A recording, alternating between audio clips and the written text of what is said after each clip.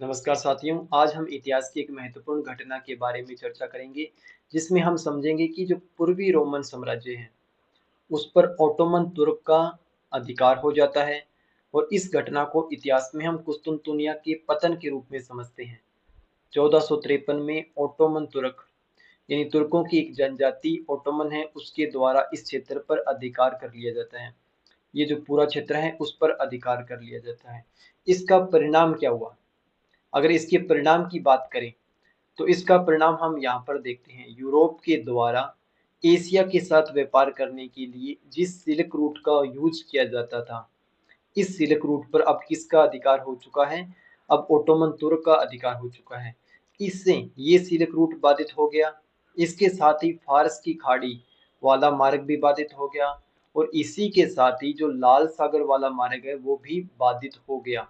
अब अगर यूरोप को भारत के साथ, एशिया के साथ व्यापार करना है तो उसे एक वैकल्पिक मार्ग की खोज करनी होगी।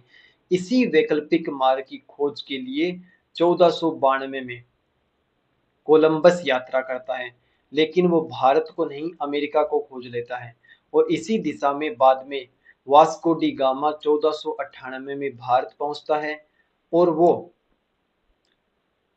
इस मैप में देखिए यूरोप है, Vasco da Gama Cape of Good Hope होते हुए यानी दक्षिण अफ्रीका का जो लास्ट बिंदु है केप ऑफ गुड होप होते हुए वो भारत पहुंचता है कालीकट बंदरगाह है।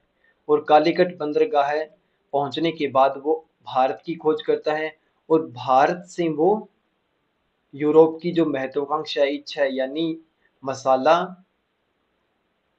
का यूरोप में निर्यात करता है। तो सबसे महत्वपूर्ण बात यही है कि सिल्क रूट को किसके द्वारा रोका गया? ओटोमन तुर्क के द्वारा। और इसी रोकने की दिशा में महत्वाकांक्षी यूरोप के द्वारा एक समुद्री मार्ग की खोज की जाती है, जो दक्षिण अफ्रीका होते हुए कहाँ जाता है? दक्षिण अफ्रीका होते हुए केप ऑफ गुड होप होते हुए भारत पहुंचता है और भारत और यूरोप के बीच में फिर से व्यापार चालू हो